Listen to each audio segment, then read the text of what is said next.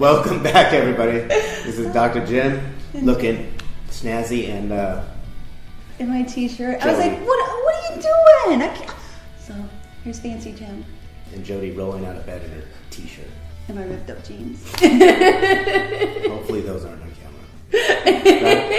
No, Sharice, thank you. And here we go, And guys. here we go. Just took a minute. Yeah. So, again, Dr. John Demartini, part 100. The value system. How much you love your partner. That was a good conversation. Yeah. I think that's shown up a lot lately. He's really helped me have that conversation with patients, and then even the interview, right? Because he was asking, or we'll just kind of go back to it. It's like, have you, like, just out there ever just wanted to achieve something or set goals, and then you find yourself days or weeks into it, and you're just like fizzled out of it, or just not even wanting to do the daily tasks that you set forth to achieve that goal? Yeah. Happens a lot, and I always get stuck with that too. I'm like, damn, that's what I wanted. How come I'm having such a hard time doing it? And then we ended up having a great conversation on foundations, So your values and your foundations are a lot of the same. You got to make sure that that's what you really want, Right. So I get all the time, or during that interview especially, he was asking, so how or what type of advice would you give to somebody that, wants to lose weight or wants to be healthier? And I was like, well, first you have to figure out what their values are. Mm-hmm. And Dr. John talks about that, which we'll roll that right now too, because he goes into it really. He depicts it and paints that picture very well on what it looks like to set your values, and if you're not achieving what you want, then it's not your highest value. And you either have to be able to switch your values, or just, number one, even determine what they are in order to get what you want. So. And on his website, he has where you can go in there and get your values determined. Right. Yeah, and fill it out. So take advantage of this, guys. I mean, it's an eye opener. Yeah. So watch what he has to say, and then visit his website for sure to do the work. Yeah, we appreciate you looking okay with you being okay that he's fancy and I'm not. All right. Bye, guys. Bye. So when you talk about the value system, and I thought it was really powerful the other night when you were like, change out your values. So could you give anybody a little hint, like if they think they're really rooted, but obviously their actions are saying something else? Well, anytime you want to excel at something and you want to be committed to something, if it's not highest on your value, it won't be. Mm-hmm. So you have two choices: either get real, find out what you really value, what your life demonstrates is important. Because I have people, like I had a young boy come up to me today, and he says, I know what I want, but I never get around to doing it. And I said, then it's not really what you want. It's what you think you want. Mm-hmm. He goes, well, I know I want it. And I said, no, you be doing it. What do you keep being distracted by that you keep doing instead? Well, this. I said, that's what you obviously want. Or you wouldn't be doing that. Because right now, whatever you make a decision on, you make a decision based on what you will give you the greatest advantage or disadvantage. You assume right now there's more advantage doing what you're doing than that. But you're expecting yourself to do this. And the wording tells me, you said I should be doing this, and I'm not. Shoulds are outer injections from other people and not hearts. Mm-hmm. When your heart is driving you, you don't should yourself. You go, man, this is what I love doing. Right. Yeah. So I explained to him, and a little light bulb went on him, and he was probably 13 years old. And I said, so there's nothing wrong with you. You're just having an expectation to live outside what you really value. Get clear about what you really value and honor it. Yeah. And he looked at me and he goes, Aww. high five. I love it. He got it. And so many people, I ask people how many want to be financially independent, and they all put their hands up. Yeah. But only 1% really do it. Right. Yeah. So 99% of the people live in a fantasy they want to be financially independent, but what they really want is to spend money like the lifestyles of rich and famous. They want to be a consumer of depreciables and liabilities instead of actually buying assets. And it's the investors that buy assets that get wealthy. The other ones don't. I really loved when you were saying to be of service, because when we did our 200 today, I mean, that was, I think our first 98 was all about being of service, and we threw in a couple of materialistic things. But it has to be a benefit to you. Yeah. Not just a benefit to others. It has to be a benefit to you. What I love. What drives you to want to do it? Yeah. I know. I think that's probably one thing that I've struggled with the most is like projecting out or trying to give so much, thinking that being of service is what's going to make you happy, then sometimes you can be really left empty or Well, if lonely. you're going out of fair exchange and you're not having a fair exchange transaction, the altruism will eventually become narcissism. So you want to make sure that there's a blend. You want to be able to speak up and say, hey, I'm worth something and you're worth something. Let's have a fair exchange. The only thing that's sustainable is fair exchange. Yeah. So maintaining fair exchange is what builds. If I don't have fair exchange, my business is affected. If I maintain fair exchange, if I get cocky and I start forgetting the people, it affects the business. If I get really humble and start negotiating away because I'm minimizing myself, it affects my profits. So I got to make sure that I'm in equity and in equanimity within myself and equity between myself and others to have fair exchange, sustainable. And then when you find that blend, it opens up doorways. Yeah. Because we were talking like one of my mission statements is to make X amount of dollars so that I can employ well-paid, integrity-based, loyal people so they can shine their light and let other people shine their light and then be of service to open foundations. So that I'm getting that exchange, but it's just like being able to turn the light on inside of people, which I was watching you in the room the other day and it was just like that happening. That's a gift. That's a amazing gift. Beware, because a gift is just 25 or 30 or 40 or 45 years of practice. Because sometimes people say, oh, you have a gift. Because if you believe it's a gift, you'll think, well, I don't have that gift, so I can't ever do that. If you believe that I just put some effort into it, then you realize all I have to do is put the same effort in. Oh. Because I'm not gifted. If you saw all the videos of all my years of speaking, you'd be having hysterical laughter on some of the early ones. That's good. Did you guys get that? Yeah, it's not about a gift. That nugget. I like that. It's about realizing they just put the effort in. Yeah.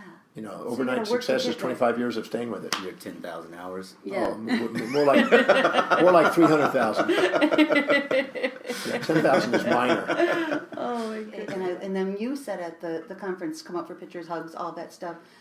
I love that human touch. And is that something that you've always incorporated, or that you just found later on that really works? I'm here to speak and I'm here to help people. And if I just whisk me off, sometimes I get whisked off the stage, and I go, well, I'm here to be of service to the people. So, and they go, well, yeah, but most of the speakers want to get out of here. And I said, I don't mind. These are the people I'm trying to make a difference in. Yeah. And sometimes answering questions is something. Sometimes I get overwhelmed.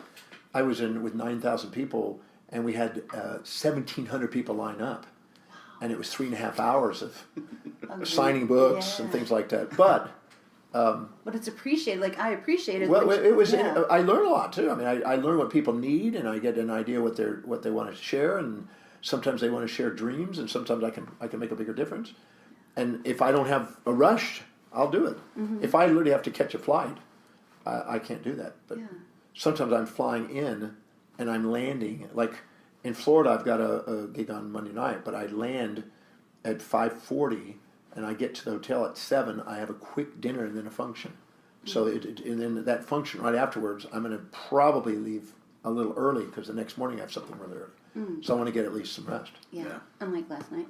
Yeah, I get about 3 hours. My eyes are all red. Yeah, 3 hours sleep last night. On that note, maybe we should let him get some sleep. Because sometimes I'm doing business in South Africa, which is 8 hours ahead from here, and sometimes their day is my late night. Right. So sometimes I have meetings, and sometimes I get interviewed at weird hours. Because if I'm getting ready to go to Australia and they want to do interviews, sometimes my 2 in the morning or 3 in the morning is. I had a board meeting. Where was I? In Honolulu the other day, at 2 to 4 in the morning. 2 to 4 for a charity board out of London. So that's when they were open. But they had people from different parts of the world on this charity board, and I'm one of the board members. So we did it at 2 to 4, and then I had an early morning begin again. Are there like any foundations that you're like locked into, that you're like you really like to be a part of, besides what you just do? I can't say that I'm locked into any of them. As long as I feel like I'm serving, I'll help. Nice. But if I don't feel like I'm contributing, like I was involved in one, and I spoke up and I said the objective that you're doing, I don't believe in. I'm going to bail out. Nice. And they said, what do you mean you don't believe in? I said, you're about to be too. You're going to basically enable and disable people with your generosity. And I won't do that. I said, don't rob people of dignity, accountability, responsibility, and productivity. And what you were doing is they were about to build houses for some people that their total income could not sustain them. And in the process of doing it, they were about to burden a group of people, and they didn't realize that where they were building these homes, there was rainfall, and there's erosion, and that the maintenance on that, and just the cost of that, plus the mildew and everything else, they weren't thinking of those variables. And I saw those immediately. I said, I want to be part of this, because you don't have the funding to sustain that, and what you're going to do is you're going to make a bunch of disabled people out of it. I said, these people don't make enough income to even cover the maintenance. I said, so your altruistic act is actually going to undermine this culture. And so I bailed out on them, and I said, unless you're willing to make changes. They said, well, we'd rather you not be out. What changes would you recommend? I listed 60 changes that would have to be there. Yeah. And they said, well, we're going to have to raise more money. If you raise more money and you do those things, I'm in. Yeah. Nice. They do But it. you got to bring education to people, because if not, you're not helping them. Right. You can't rescue people. You can't rescue desperation. It actually destroys culture. You empower them. So I have certain criteria that I learned. I studied stuff on charities and things, the Rockefellers and those people, and I got a criteria that I did. And I kind of a checklist, and I there's some things I won't touch. Yeah. And they'll think, well, I'm greedy. Well, everybody projects onto you. Well, if you don't help us, then I'm a greedy guy or something. But I do help people. But I want to make sure it's really going to make productivity. And the education part is huge. I'd much rather educate. I'll do things for kids and schools and educate people, municipalities, stuff. I don't mind doing that, because education, I think, is probably the most valuable thing I can give. And sometimes money is valuable, but sometimes money is not as valuable as education. Yeah. Yeah. And accountability. You got to have accountability. Yes. You shared before the camera started rolling about